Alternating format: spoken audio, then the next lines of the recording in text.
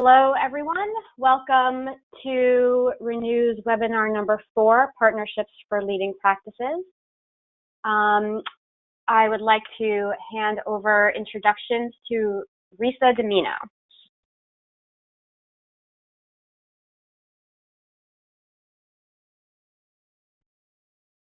Hello, everyone. Thank you for joining us today for the 4th in a series of webinars that we've been organizing through Renew. As people are logging on and getting on board, we'll go over a few technical details. The first is you can hear us, we can't hear you. That's how we've designed it. This is to ensure that we don't have too much background noise as we go forward. And so if you have a question, that'd be great. We hope you chime in with questions throughout the presentations and then at the end as well.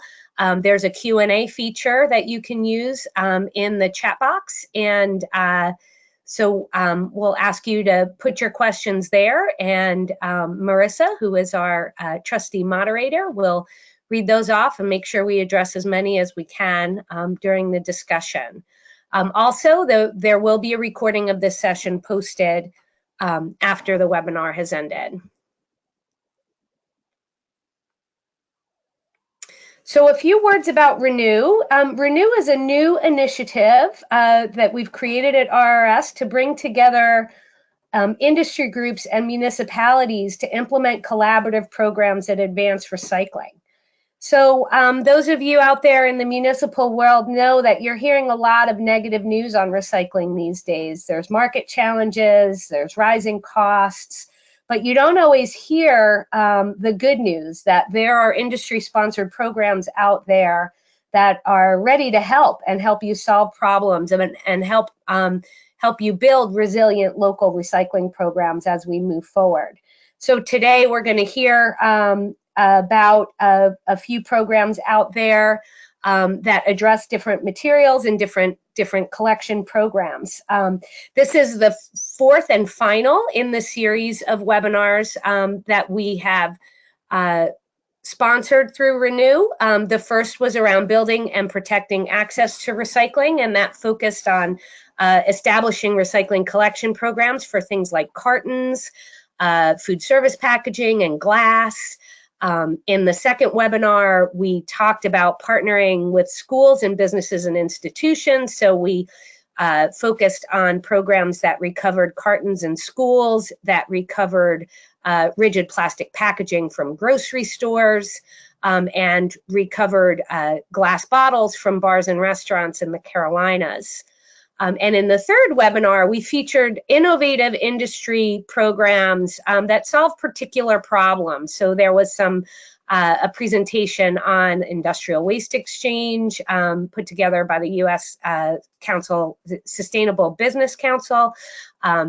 We heard about Rewall, an innovative building product made with old cartons and other secondary materials, and we heard about the American Chemistry Council's WRAP program, recovering plastic film and wrap from grocery stores. All of those webinars are available on our website. We encourage you to go and take a listen, and they have set the stage for the 4th and final, which we'll do today.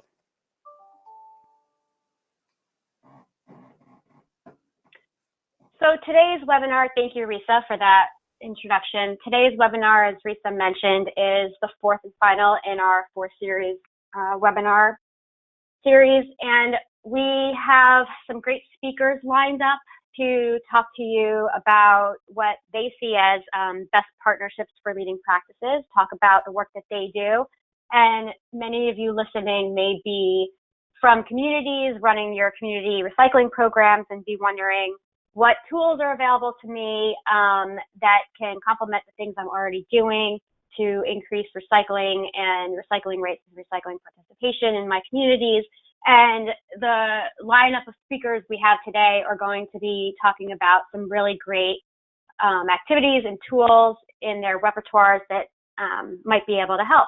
So we're hoping you can take some tidbits away and some learnings to apply in your own communities.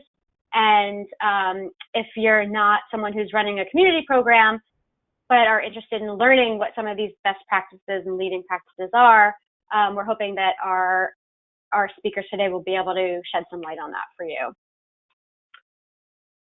So again, my name is Marissa Adler. I'll be moderating today's webinar.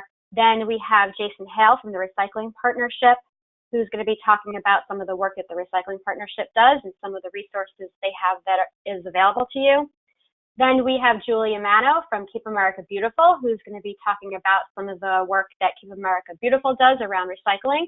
And finally, hand it back over to Risa Domino from RRS, who is going to be talking about the Carton Council's policy toolkit and the role of policy in helping advance recycling. Again, if you have any questions, feel free to type them into the chat, into the questions and chat boxes, and we'll be monitoring those. And we will do our best to address the questions that come up either throughout the webinar or at the end, or potentially be able to respond to individual questions after the webinar has concluded if we don't get to yours. So first up, Jason Hale, Vice President of Communications at the Recycling Partnership, to talk about transforming recycling for good. And with that, I will hand it over to Jason. Hey, thanks, Marissa, and thanks for joining us, everybody.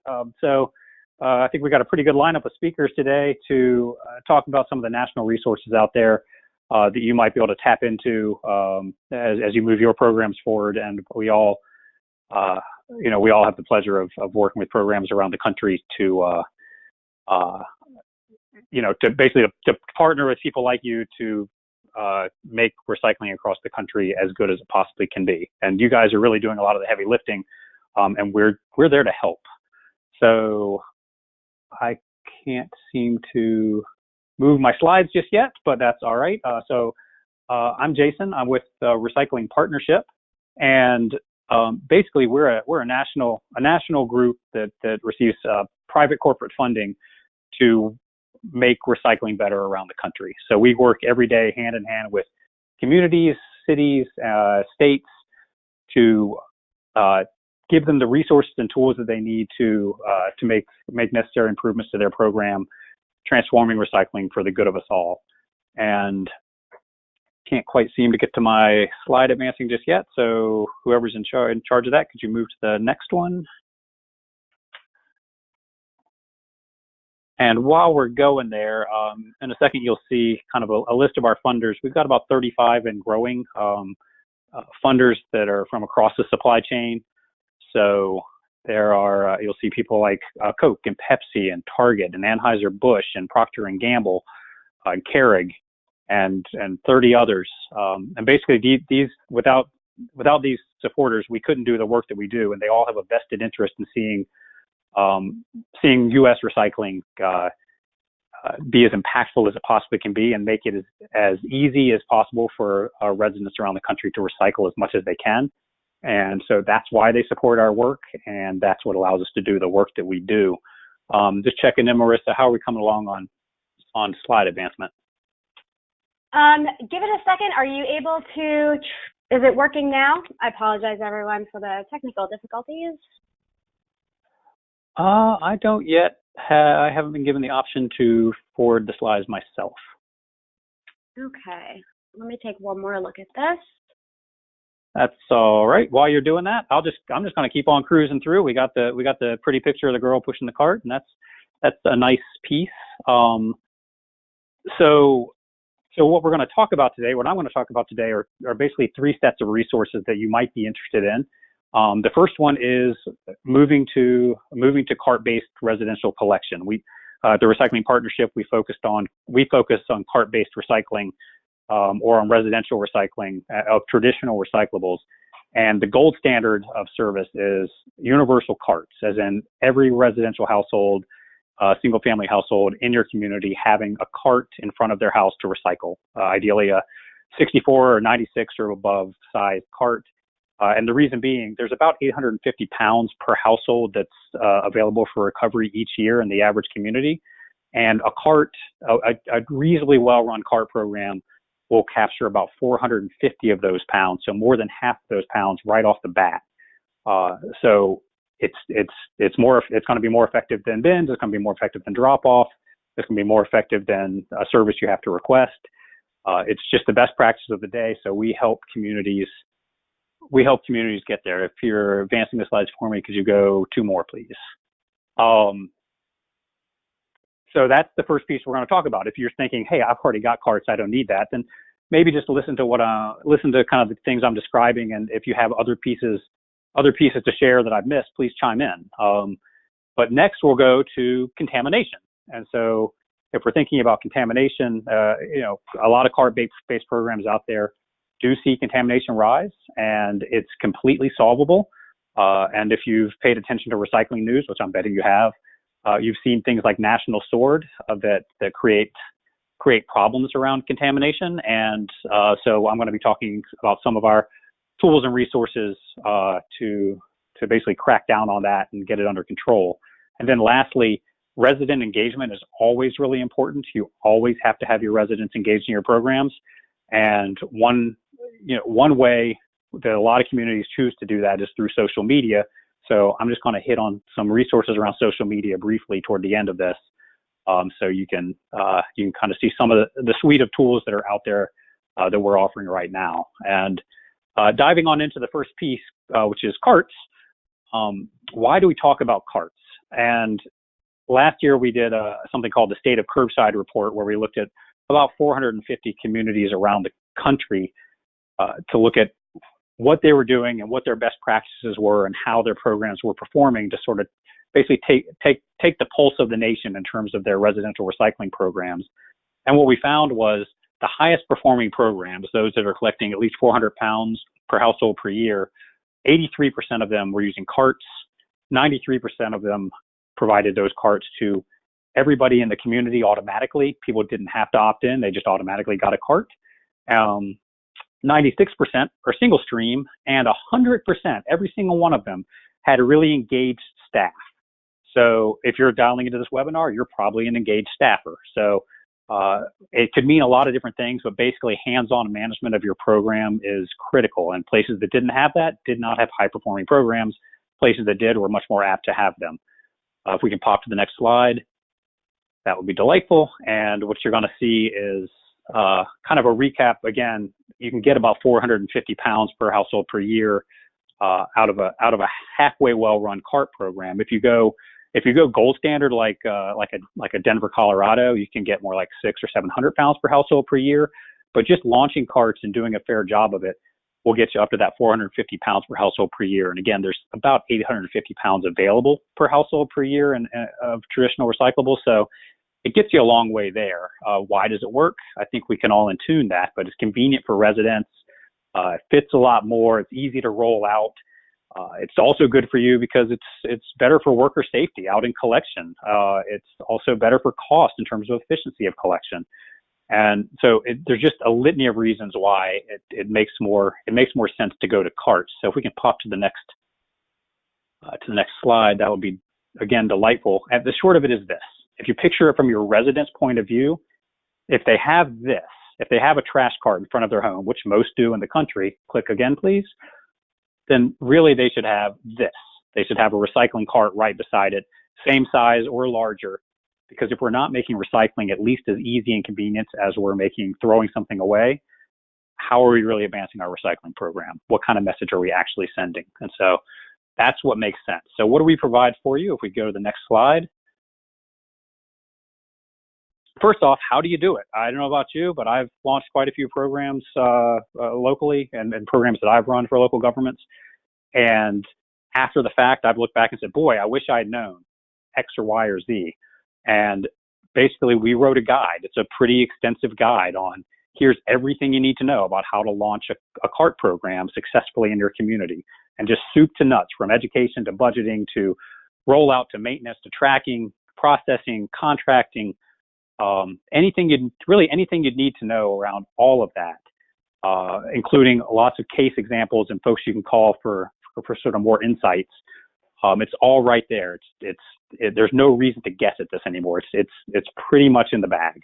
And if you go to the next slide, you'll see if you're really into launching programs, you know that it's important to budget well. And so we have budgeting tools. Like, what is this really going to mean? What's it going to cost? What's it going to cost to capitalize? What's it going to cost to operate? First time I put a baler into a facility, I may or may not have forgotten to budget for the electrician. That was not great, and I had to maybe pinch my budget to make that happen better. This allows you to not miss those pieces, and so that's just another useful tool. And if you pop past that to another slide, things like timelines, and these are sample timelines. We've worked with communities, quite a few communities around carts. Some of them say, well, that's great, but we've promised our residents they're going to have their carts in 4 months. And that's tight, but they've made it happen. They just had to sort of sit on the gas pretty hard.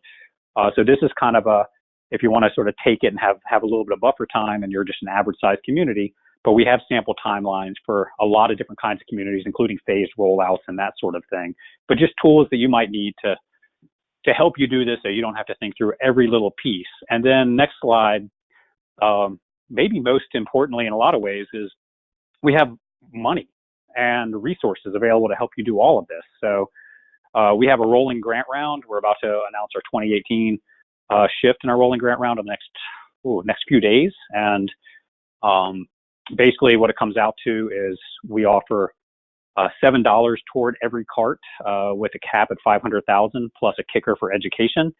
And so it's a leveraged grant along with technical assistance and graphic design assistance and outreach and announcing assistance to help you launch your CART program. So if you're thinking about launching a CART program, or if you've launched in part of the city and you're thinking going citywide, consider applying, because free money is good and free assistance is better. And that's really what we're here for. So let's go to the next one, if you don't mind. And here are just some of the places that we've worked to launch carts. There's a couple in there like Valparaiso, Indiana, that is, I think they're launching actually this week. So some of them are quite fresh. We have several more in the works that we'll be announcing soon. But this is one of our cornerstone pieces. So again, if you're thinking about this, reach out to these folks. They'll have a lot of good tips for you on how to do it. But for those of you who already have carts, you're probably ready to talk about something else. So let's go on to contamination, which is the next slide. So if you have a cart and you look at the carts and you see stuff like this, which there are plenty of communities out there that are seeing that, you might be saying, oh, we need to do something about that. And the next slide will show you, contamination rates. It used to be that you'd hear contamination rates of 5 or 6% and say, oh, yeah, okay, that's kind of high. And nowadays, 20% contamination rates are fairly commonplace, and you'll hear much higher. I've heard as high as 55 or 60%, which is pretty bad. And plenty of communities hit numbers in the 30s from time to time. And if a third of what you're collecting isn't recyclable, that is a tremendous burden on the entire recycling systems. And MRFs really aren't set up for that. So if we pop to the next slide, I'm going to talk for a minute about some work that we've done recently in Atlanta. We've tackled contamination with communities, 10 communities in Massachusetts. We worked in Chicago. We worked in communities around the country. Atlanta, was one of the communities we worked with last year, and there were some really great results that I want to share. So if we pop to the next slide, what you'll see is we worked on four routes to really sort of test out with Atlanta, what does this look like for Atlanta? How can Atlanta do this? How can they tackle contamination? And they started off with a 37% contamination rate on those routes. And there's really not a MRF in the country that would be particularly thrilled to see that level of contamination. A lot of that stuff was stuff in bags, whether it was recyclables or trash. That normally ends up in the residue pile. And a lot of it was stuff in bags, which is pretty common nationally. So after only 8 weeks of engagement on the routes, and I'll talk about what that looked like in a second, we dropped that number down to 16, which is way closer to acceptable for a MRF. Would a MRF like to see 10 much more? Yeah, but 16 from 37 in 8 weeks, that's a monster win, and it's not out of line from the results that we've seen in other communities. Had we successfully entirely gotten rid of bagged recyclables and bag trash in the recycling, we'd have gotten that number down to 10%, which any MRF in the country would, at this day and age, be pretty happy to see. So, point being, there are proven tactics that we've proven over and over again. And if you're struggling with contamination, we'd love to talk to you about it. Let's pop to the next slide. Just looking at the numbers a different way, contamination overall, just the delta in those two numbers you just saw, represents a 57% drop in contamination.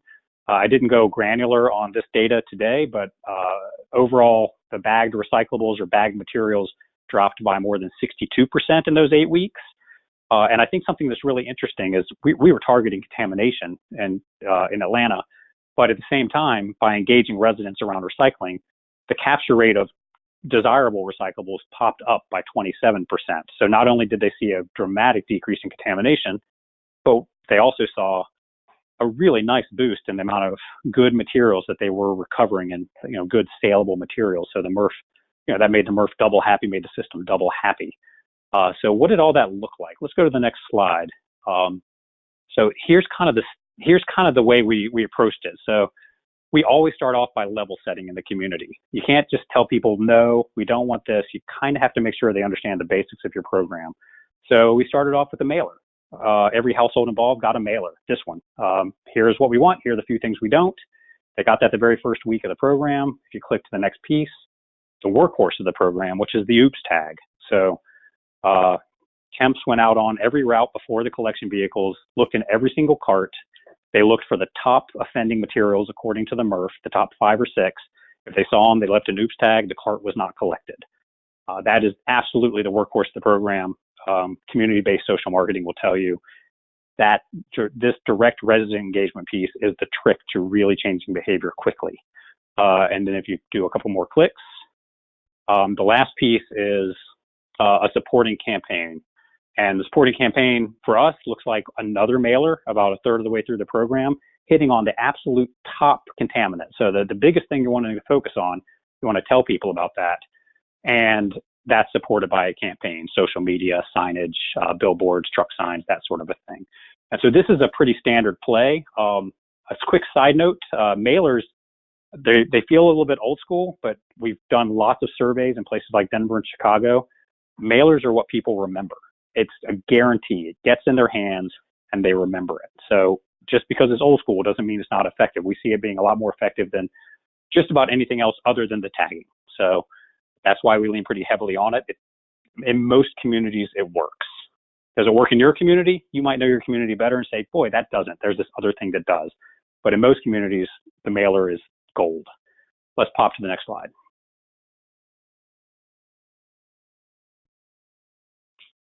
So last up on Atlanta, the reason they were so successful is they were comprehensive, they were thorough, and they were consistent. So what you're seeing in this picture is anything from the mayor recording PSAs to OOPS tags on the street to signage at critical roadway junctures, and all staff from the head of sustainability to temps and everything in between was out on the street working on this cohesively. So they put out a unified front.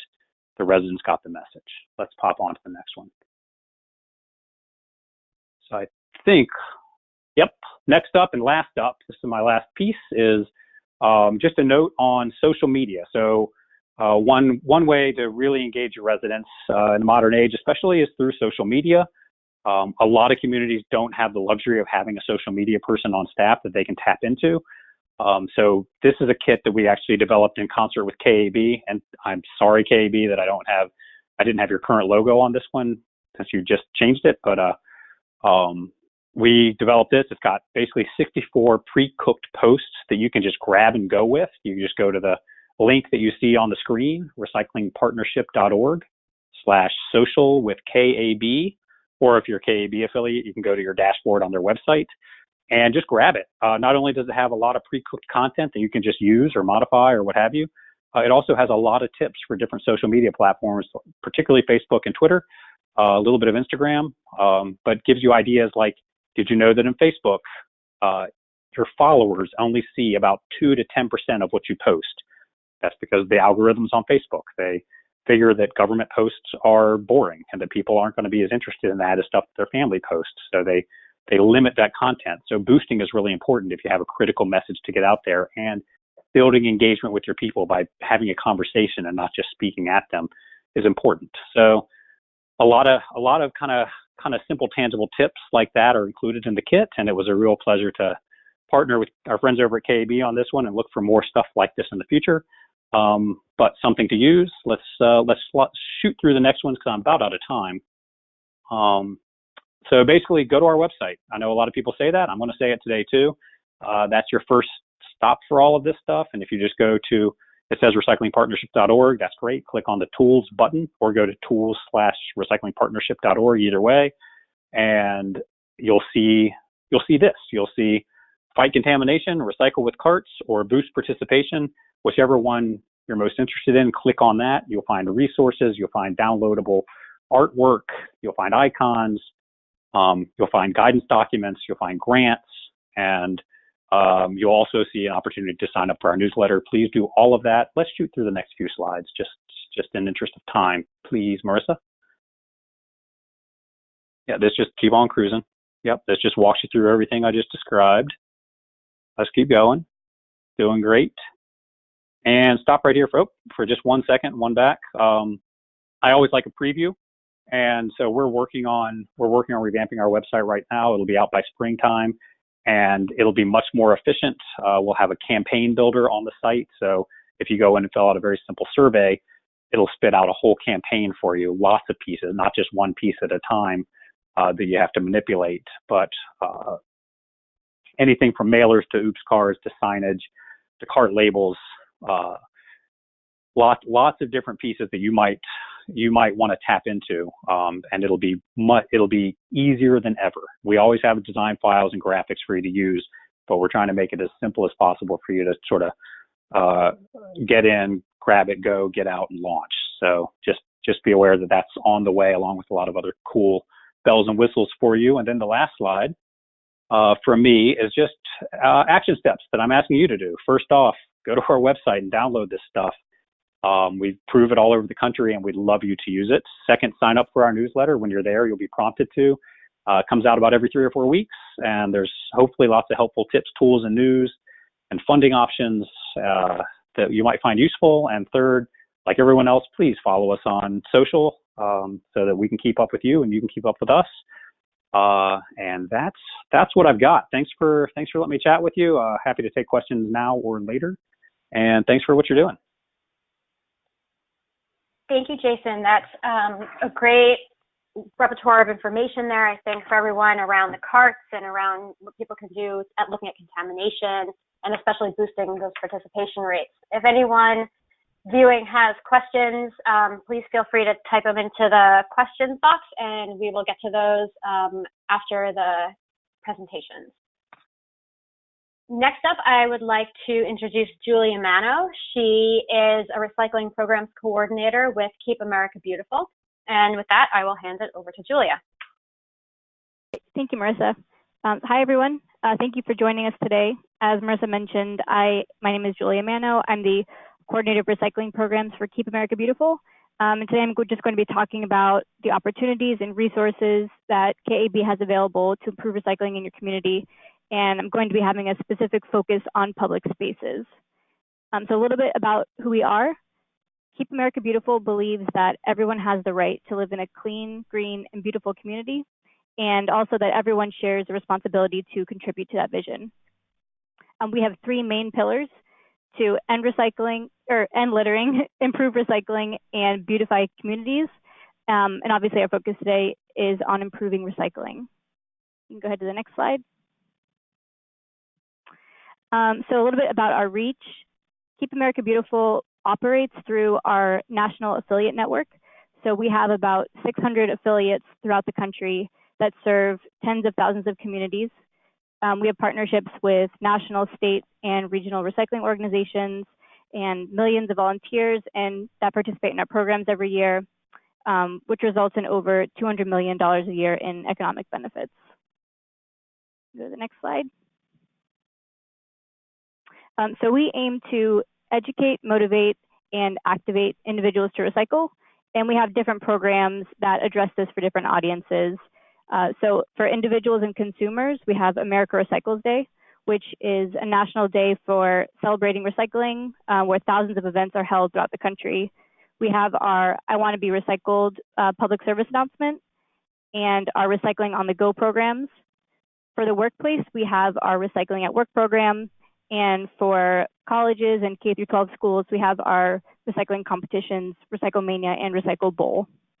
So today we're going to be focusing on recycling on the go and recycling at work, but we just wanted to let you guys know that these other programs are available as well. So shifting more to public space recycling, we just wanted to share this statistic here. This comes from our consumer insights research that has a national sampling. So as you guys can see, just as in the home, it's very important for people to be able to recycle in public spaces. That's something that they value, having the opportunity to do that.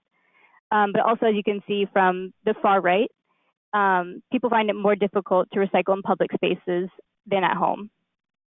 So what this tells us is that people really want to recycle on the go, that it is really important to them, but they just need some help and need the process to be simplified, essentially. So that's what we work on. A little bit about our public space recycling programs. The objective of these programs is to make recycling convenient and automatic.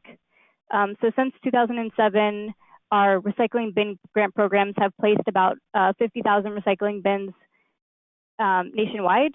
We've awarded 1,262 grants to all 50 states, provided 4.7 million people daily access to recycling in public spaces or away from home. And these programs collect an estimated 4 million pounds of recyclables annually. And something that I wanted to specifically highlight is that one of our grant programs is now open. The Dr. Pepper Snapple grant program is open right now. So the deadline for applications for that is on February 16th. And so these grant programs are a really excellent way to supplement current programs that you guys already have, and also a great way to kickstart new programs if you don't have them in your community. So again, if you are looking to implement public space recycling in your community, you're eligible for this grant program, and you can get more information at kab.org. The next slide. Another specific resource that we wanted to highlight is our public space recycling 10-tip guide. So this specific resource is used for setting up public space recycling programs. I'm not going to go through all these tips individually, but you can find these tips in a more comprehensive guide on americarecyclesday.org. You want to go to the next slide? And I just want to share a quick case study that shows how we implement some of the steps through our grant programs. So I'm going to be talking about our Zephyrhills program. This is a grant program that we do with Nestle. Zephyrhills is their regional brand in Florida. And the objective of this program was to collect on-the-go recyclables, and it was focused on waterway locations, again, down in Florida. And the way that it worked is each of the communities was awarded 30 permanent and 25 event recycling bins that were all placed along waterway locations. And we provided them with training, which included a webinar that walks them through the setup and how to measure the impact of the recycling program. We provided them with best practices and also an outreach and media kit.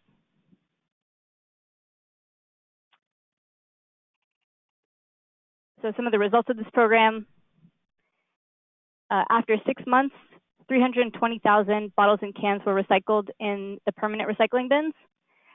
We also had the communities do a litter index before the recycling bins were placed in their communities and after they were placed. And we found that there was a 26% improvement in their litter index scores in the locations where they placed recycling bins. So we're continuing to do research around how recycling can help improve litter as well. Oh, sorry, can you go back? Thank you. And so just talking about some of the tips that were implemented from that 10-step guide throughout this program. First was twin the bin. This is something that we really emphasize. when you guys are placing recycling bins in public spaces, always make sure to place the recycling bins next to trash bins that are already out in your public space. This is really important because we want it to be equally convenient to recycle than as to throw things in the trash. The awardees used signage that was based on behavior change research. So the signage was simple, easily understood, and was proven to be most effective in recycling more and recycling properly. And another thing that we really want to highlight is the outreach that they did. It's really important in recycling programs to communicate the impact to the community and to let them know that their contribution matters and to really positively reinforce their behavior change. So some of the things that these awardees did is they held ribbon cutting events, as you guys can see from that top picture there. That's down in Tampa Bay, Florida. They provide updates to the community through newsletters and social media, and just let them know how the program is going, how many pounds they've recycled, keeping that continuous communication going. And something unique that they did for this grant program is Nestle gifted each of the community's recycled content benches, as you can see from the bottom right picture. And each of the benches had a plaque on it that let the community know how many recycled water bottles it took to create that bench. So this was a really great way to, again, thank the community for recycling and also create a direct tie of the action of recycling and how that's created into new products from recycled content. Go to the next slide.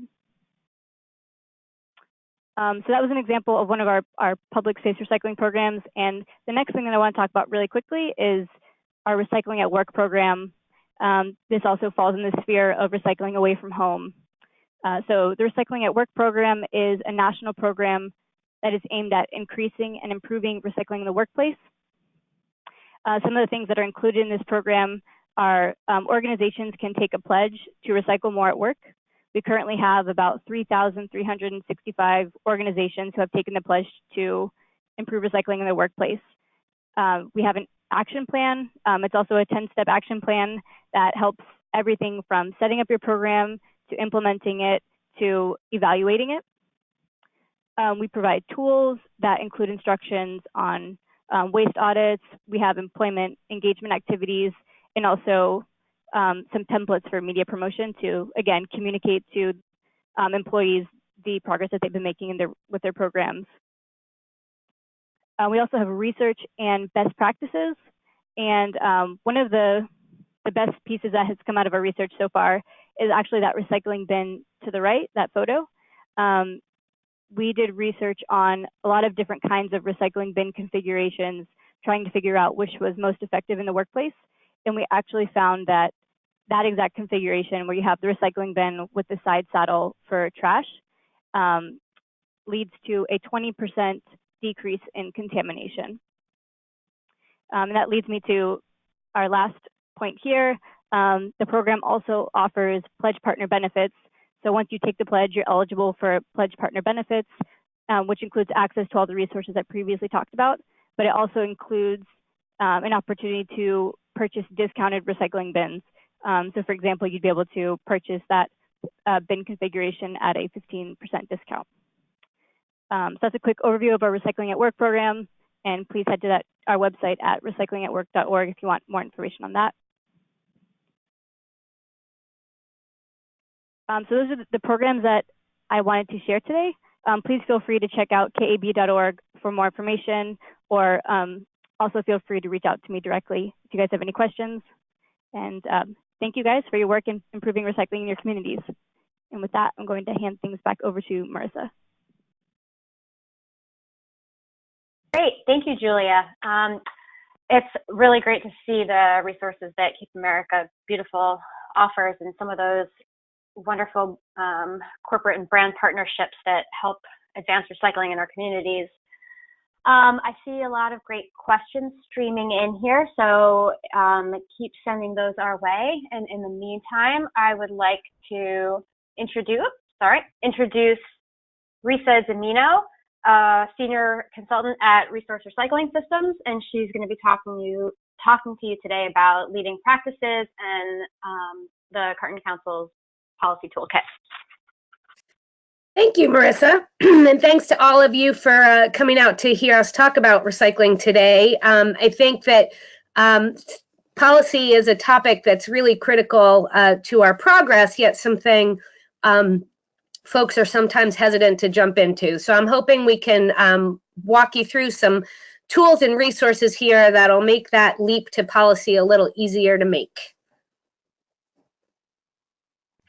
So I'm with Resource Recycling Systems, the hosts of this webinar and the new initiative, Renew. We are a mission-driven recycling consulting firm. I've been around since '86, and we have consulting practices in organics and materials recovery and in corporate sustainability. We provide a wide range of services to the public and the private sector.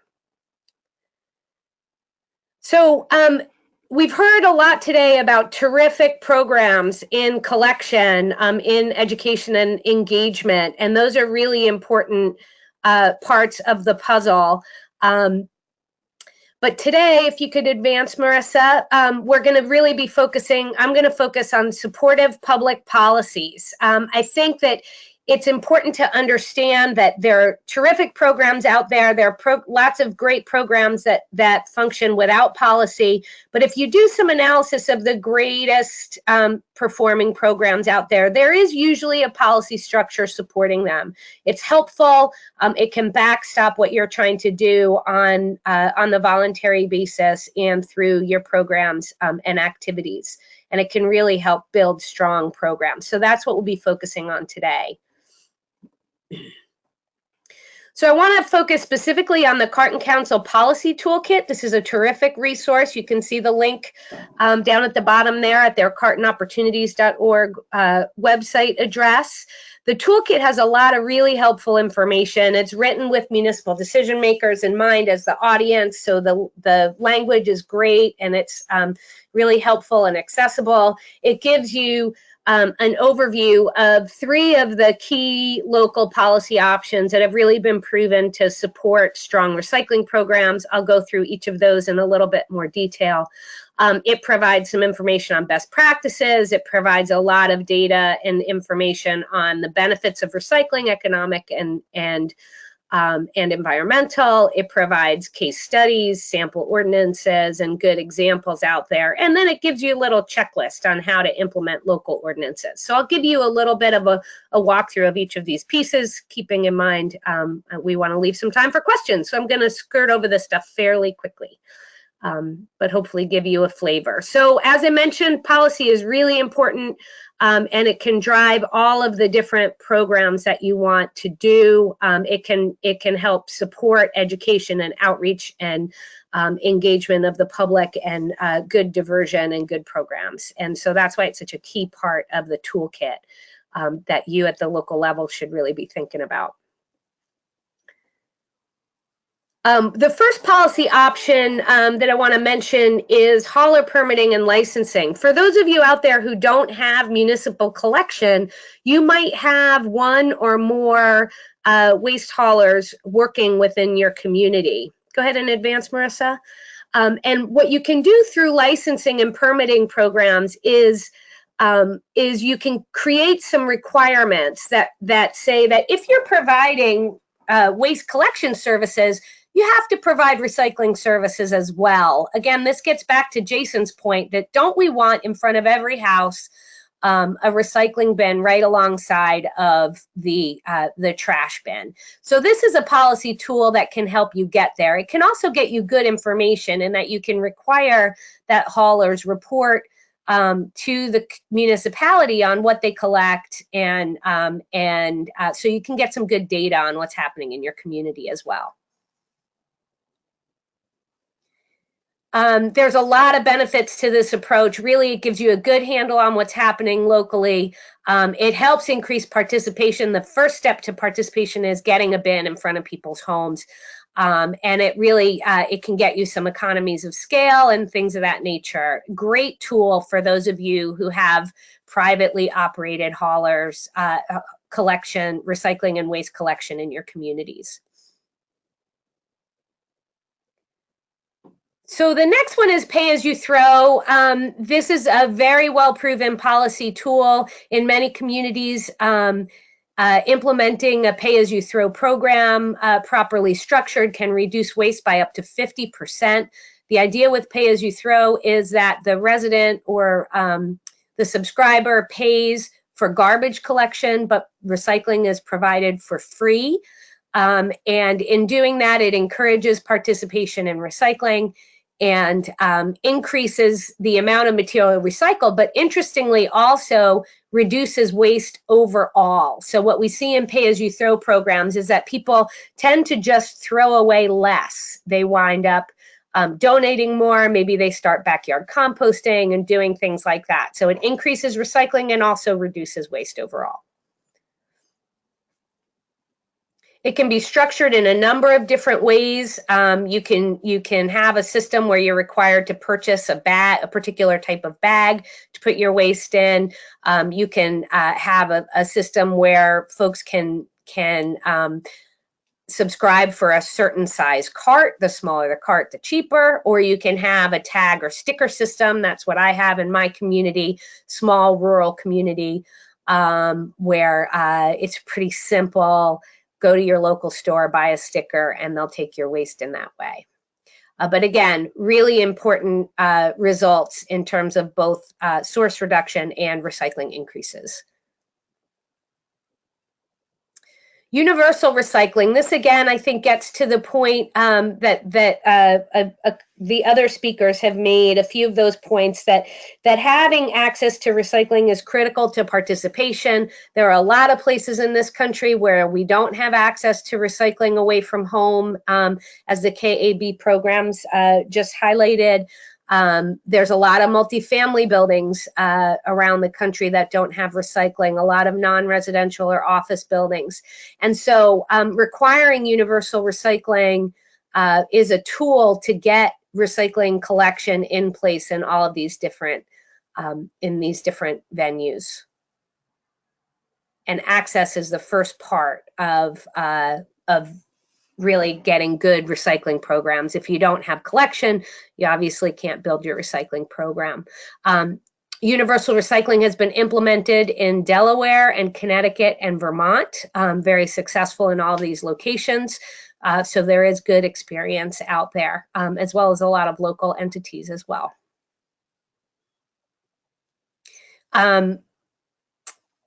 Julia mentioned the twin the bin. This is a key idea, and that can be implemented through a universal recycling ordinance as well. The toolkit includes a benefits fact sheet. You can scan through these pretty quickly, Marissa, so we'll have a few minutes for questions. Economic benefits of recycling. It links you to where you can get the local information or information on what's happening in your state. Greenhouse gas impacts are available there. On the website, you can also get sample ordinances. So any of those ideas I just threw out there, you can go on there. You can see an ordinance from another community. You can get some information that way, and some tools you can adapt for your local situation. And then there's also a tool on implementing local ordinances. Go ahead to the next slide, Marissa. And this really just gives you a step-by-step guide on the actions you need to take. If you haven't yet embarked on doing local policies, very simple, straightforward. You need to identify the issue. You need to do your research. You need to come up with your model. You need to build your case. And that sort of thing. So again, all those resources available to you. We hope you will go and take advantage of them, and let us know if you need any help and support as you move through. Thanks very much. Thank you, Risa, for that overview on policy and how policy can be a supportive tool to enable better recycling in different communities and in different situations and circumstances. And at this point, I'm going to move over to the questions that have been streaming in. And there were a few questions for Jason, sort of going in order of how we did the presentations, about how I'm combining a few different questions that came in here that were similar, about how the observations of contamination on the ground in people's bins happened, and sort of who did that? Is it a costly process to do that? And how were determinations made about when you issue an OOPS tag? Those are two really important questions, and they're great. I'm glad you guys are thinking about that. So when we do pilot programs, we dive pretty deep because we want to make sure that any resource we put out for you guys to use has been really very thoroughly vetted. So in the pilot programs, we use something called a capture rate study, which basically means on the pilot routes before and after the program, we go in with a group that a group that does this every day to like a third party validator on this kind of approach, and they collect a bunch of paired recycling and trash carts and sort all the trash out to see what recyclables are in the trash, and sort the recyclables to see what contaminants are in the recycling and what recyclables are in there as well. And so we look at sort of overall how much of everything is everywhere and see how much in the end is captured out of what could be. So by measuring that before and after, we're really able to get an incredibly accurate picture of the delta from beginning to end. And at the same time, we track participation rates. And we've never really seen a dip in participation rates. We've seen them stay level or boost a little bit. And we also track tagging. And so how many tags are left from week to week. And typically what you see is the first 3 to 4 weeks, a pretty precipitous drop in the number of tags, where it'll start out with, say, half the households getting tags, and it ends with, say, 5 to 15% of the households still getting tags. And ultimately, if you simply get a qualitative assessment from your MRF and track tags, that's a good measure. So if you're looking to do this and you're looking to do it without going deep on the data, that's a good way to do it. In terms of how we determine who gets the tag, what the threshold is, every community sets their own threshold. Some go pretty hardcore and some go a little lighter. The trick to it is consistency, whatever that level is, doing a training with everybody who's going to tag and make sure everybody's looking to the same level. What we would recommend is be somewhat reasonable. First off, only stick to what you're targeting on the tag. So if there's 5 or 6 things on the tag and you open up the container and open up the lid of the cart and see something that's not on that list, kind of just turn a blind eye and be okay with it. Recognize big deal, little deal. You're focusing on the big pieces. And like, let's say you're targeting clothing. If you see like a sock, don't reject the whole cart for a sock. But if you see 5 socks and a t-shirt and a pair of jeans, okay, reject. And in between that, just work it out with your crew on the first week or in a training week and agree on what that level is. And that's basically, hopefully that hits the question. Thanks, Jason. I think that was a Sure. pretty good comprehensive answer. Expanding on the idea of contamination, we have a question for Julia. In public space recycling containers, is contamination a big concern? What have you seen there, and what does KAB recommend for trying to mitigate contamination in public space recycling bins? And I know this is a sort of a doozy of a question, but is that something that you guys see a lot? Sure. Yeah, that's certainly an issue that we see in public space recycling. And there are a few different things that can be done to help mitigate that. The first thing that we do ask is that for your program, you do waste audits so you can see exactly what the contamination is and see what kind of materials you need to be targeting in your outreach campaigns.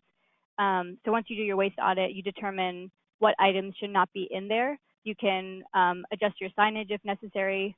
Also, depending on the kind of waste stream that you have, you might want to use restrictive lids. So for example, if you're only collecting things like bottles and cans in a certain location, you can get the kind of lids that are restrictive with just a hole on top, so it's more difficult to throw away other items in there. But yeah, I think the key to that is really determining the exact kind of materials that you're getting the most of that are contaminating, and really targeting that to your outreach to your community. Great, thanks, Julia.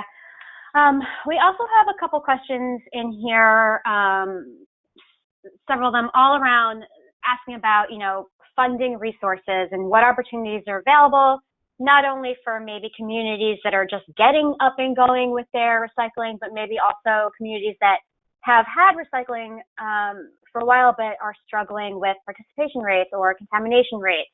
And I think this is an open question, not directed towards anyone in particular.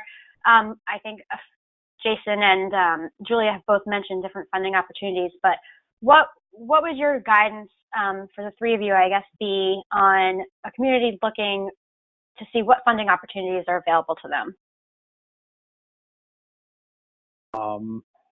Let me take a quick swing, and then I bet everybody else can fill in with some great details. So we have grants available, the Recycling Partnership. I mentioned the CART grants that we have.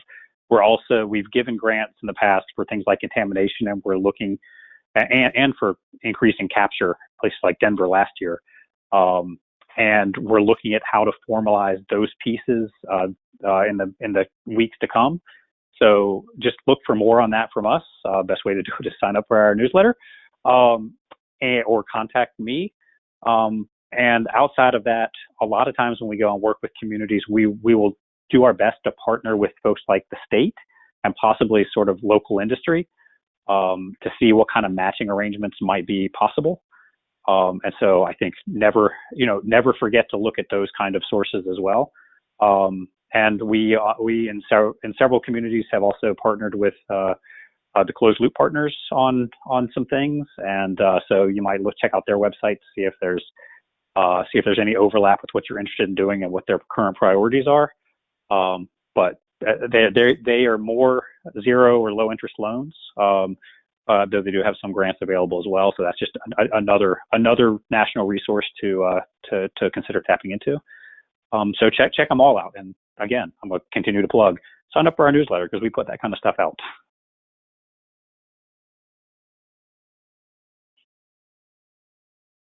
Anybody else? Great. Thank you. Thank you, Jason. Julia? Yep. I was really just going to echo what Jason says. I agree that grants are an excellent opportunity to, kickstart a program or supplement a program you already have. But obviously, for a more sustainable model, you really do need to. It's good to look into partnerships with, looking for state and local opportunities for continuous funding for things like pickup and things like that. So, and in the same way, I'm going to plug signing up for our grant notification list as well, so you guys know about those opportunities as they come up. Great, thanks. And we have about 2 minutes left, so I'm just going to also see if Risa had a comment on the funding mechanism. And is it appropriate to assume that on a long-term for a long-term schedule, you would consider policy as one of those tools that helps sort of identify what kind of funding structure a program would have or need, and take that into account as you're developing policies? Absolutely. You can incorporate policy. You can incorporate funding mechanisms into policy. Things like if you operate a transfer station or a waste disposal facility, a tip fee surcharge that funds recycling infrastructure. If you're doing hauler licensing or permitting, and you require parallel service be required, you can make sure that that's a bundled price, so that the funding for the recycling infrastructure is rolled into the financing of the program generally. And again, pay as you throw. You pay only based on how much garbage you generate, but you can price that so that it covers the investments that you need to make in recovery infrastructure as well. So there's definitely great places to look for funding mechanisms in terms of local policy options. Great. Thanks, Risa. And with that, we are right at the top of the hour. So I just want to thank everyone for tuning in today. A recording of our presentation will be available tomorrow on our website. And if you haven't gotten the chance, please visit our website and check it out and read more about Renew. Thank you all for joining, and have a great day. Thanks, everyone.